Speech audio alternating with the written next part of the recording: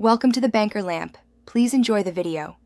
You start by opening an elevated command prompt so commands can access saved Wi-Fi profiles.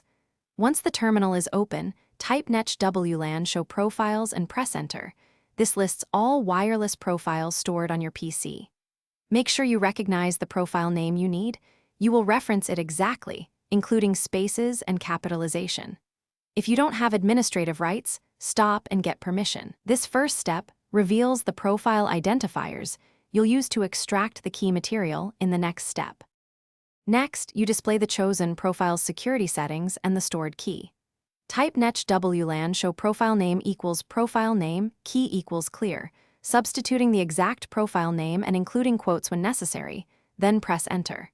The output walks through interface, SSID, authentication, and under security settings you'll find key content. That is the actual Wi-Fi password in readable text. Once done, note it securely and avoid leaving it displayed on an unattended screen.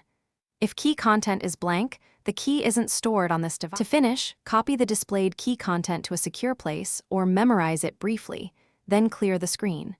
If key content is empty, the profile may not have a saved password here. Try another authorized device or access the router's admin interface using your router credentials. If you get access denied, make sure you launch the terminal as administrator or that your account has sufficient privileges.